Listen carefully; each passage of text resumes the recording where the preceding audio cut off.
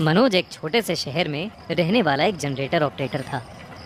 वो अपने छोटे से शहर का इकलौता जनरेटर ऑपरेटर था और इसीलिए हर शादी में शहर वाले मनोज को ही बुलाया करते थे। एक रात जब मनोज एक शादी से अपना काम खत्म करके घर वापस लौट रहा था, तब अचानक ही उसे गांव की नदी के पास बैंड बाजे की आवाज़ आने लगी। वो ये सुनकर बहुत हैरान हुआ, क्योंकि नदी के पास वाली ज़मीन एक दलदल बन चुकी थी और कई लोगों की उसमें धंसने की वजह से मौत भी हो चुकी थी। मनोज ने अपनी साइकिल घुमाई और नदी के पास देखने गया कि आखिरकार इतनी रात गए किसकी बारात इतने खतरनाक रास्ते से जा रही थी। मनोज जैसे ही नदी के पास पहुंचा, उसकी आंखें फटी की फटी रह गईं।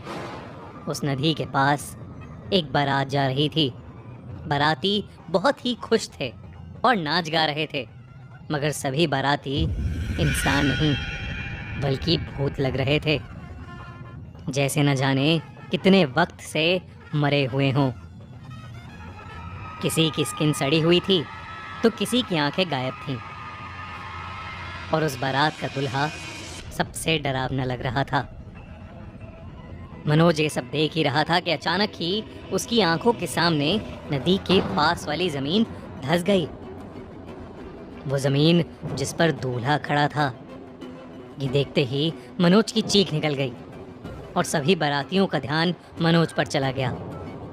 ज़मीन धंसने की वजह से दूल्हा नदी में गिर चुका था और बाकी के भूतिया बाराती जब दूल्हे को बचाने आगे बढ़े तो ज़मीन और धंसती चली गई और देखते ही देखते बारात के सभी आदमी उस नदी में गिर गए। इतना बड़ा हादसा सिर्फ कुछ ही मिनटों के अंदर अंदर हो चुका था और ये सब देखकर मनोज अब बहुत ज़्यादा डर गया था। वो जैसे ही वहाँ से भागने लगा, उसका शरीर पूरी तरह से फ्रीज हो गया। उसकी कोशिश करने के बावजूद उससे खुद को हिलाया नहीं जा रहा था। तभी मनोज को ऐसा लगा जैसे उसके पीछे कोई खड़ा है।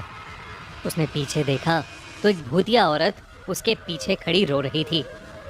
वो मनोज से कहने लगी, भाई साहब हमारी मदद करो, हम सबके पति मर गए हैं, मेरा बेटा मर गया है, उसकी लाशें निकलवा दो। ये बोलते ही वो औरत जोर जोर से रोने लगी और उसकी आंखें बिल्कुल लाल हो गईं। उसकी आंखों में देखते देखते मनोज उसके वश में आ गया। धीरे धीरे वो नदी की तरफ जाने लगा और सभी भूतियां औरतें उसके आसपास इकट्ठी होकर जोर जोर से रोने लगीं। मनोज नदी में कूदने ही वाला था कि उसका बड़ा भाई दौड़ता हुआ आया और उसने मनोज के ऊपर एक राख जैसी चीज डाल दी। वो राख सर पर पड़ते ही मनोज वापस होश में आ गया और डर के मारे चिल्लाने लगा। तब तक वो सारी औरतें वहां से गायब हो गई थीं। मनोज का भाई उसे संभाल कर घर ले गया और उसने उसे सुला दिया।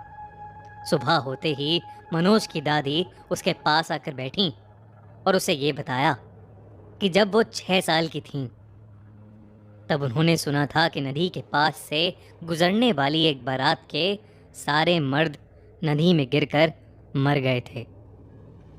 उसके बाद से जो भी लोग रात के समय उस नदी से गुजरे, उनमें से न जाने कितने लोगों ने नदी में कूदकर अपनी जान दे दी और इसीलिए वहाँ के लोग रात में वो उस नदी का रास्ता नहीं लेते।